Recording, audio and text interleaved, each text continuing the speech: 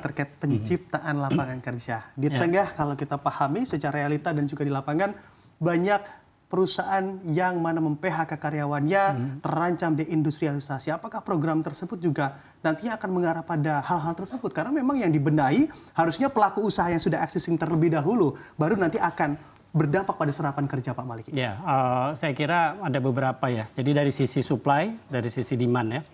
Dari sisi kita bicara tentang tenaga kerja ya.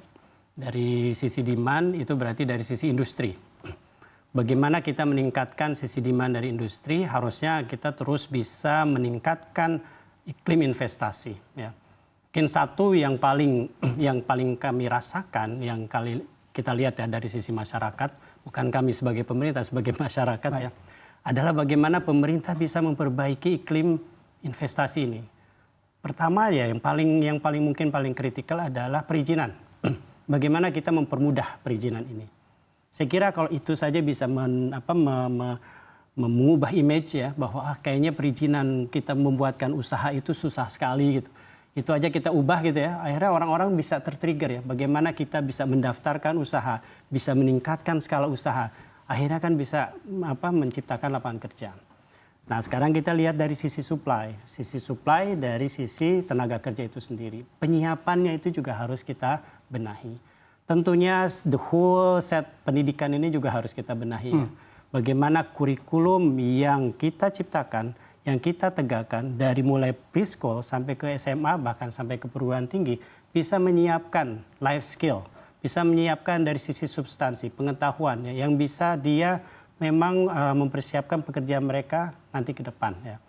Terutama ya yang mungkin sekarang ini perlu kita juga tegakkan adalah bagaimana sebenarnya kita harus bisa memotivasi anak-anak dan tahu mereka itu tujuan akhirnya itu seperti apa gitu. Mereka sekolah tuh mau ngapain.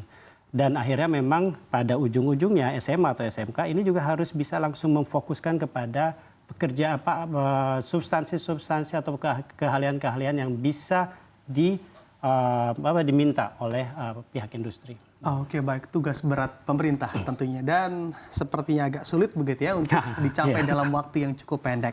Pak Maliki, kita kembali ke garis kemiskinan. Yang mana untuk standar garis kemiskinan ini diukur dari pengeluaran yang mana tadi juga sudah Anda sampaikan. Apakah apabila menggunakan format lain, bisa saja angka kemiskinan sebetulnya tidak hanya 25 sekian juta jiwa di Indonesia. Bagaimana pendapat Anda? Ya, sebenarnya pemerintah ini juga sedang mencoba melakukan revisi metodologi kemiskinan. Karena kan memang kami di Bappenas juga mempunyai tugas untuk melakukan evaluasi. Kira-kira sebenarnya sudah tepat nggak sih gitu ya? Kita ada beberapa opsi.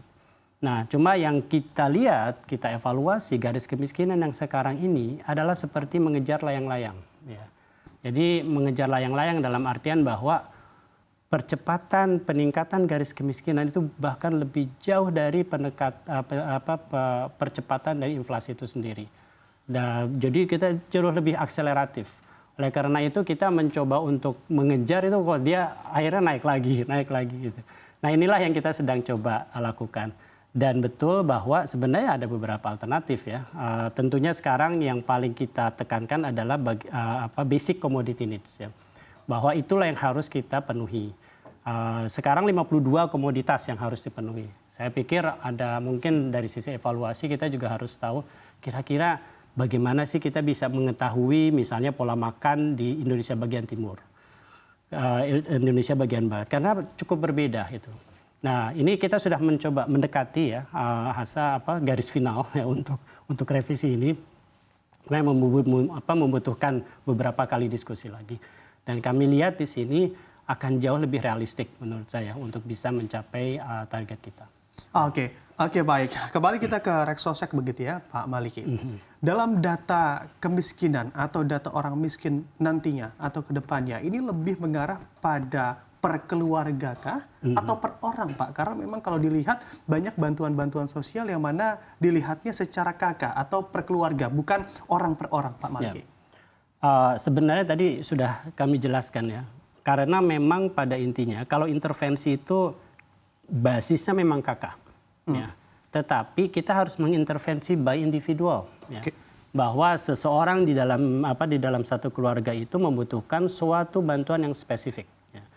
Misalnya tadi pendidikan, kesehatan. Bahkan sebenarnya kita sekarang ini masih belum memperhatikan cukup baik ya, adalah penyandang disabilitas. Penyandang disabilitas mempunyai kekhususan ataupun kebutuhan yang khusus ya. Seperti pendidikan sebenarnya. Pendidikan kan tidak hanya pendidikan biasa untuk pendidik mereka. Jadi itu juga harus dipenuhi. Nah, dalam hal ini kemiskinan tetap ya, countingnya, head count-nya tetap individu. Tetapi intervensi kita melihat by keluarga, tetapi kita lihat juga kebutuhan secara khusus individu di keluarga itu seperti apa. Oke, baik, kita tahan terlebih dahulu Pak Maliki karena kita akan menyaksikan Breaking News CNBC Indonesia di pembukaan pasar indeks harga saham gabungan sesi pertama di hari ini.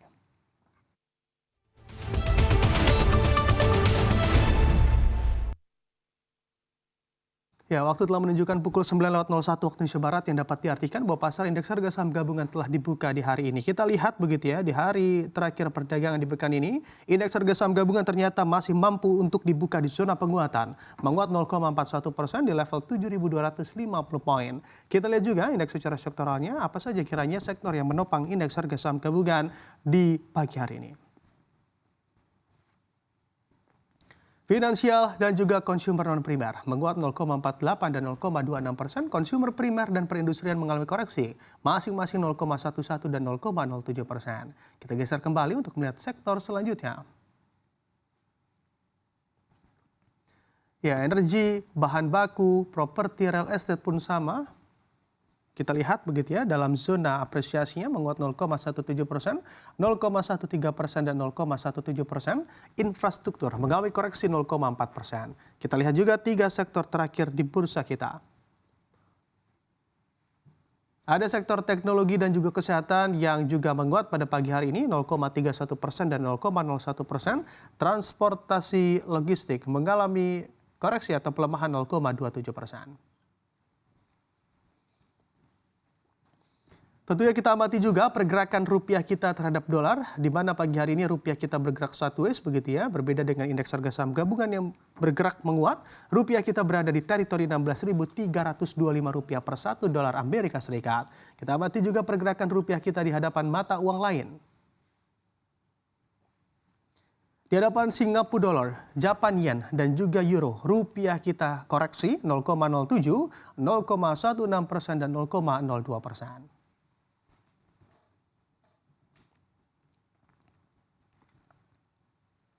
Ya, demikian Breaking News CNBC Indonesia. Kita kembali ke Squawk Box.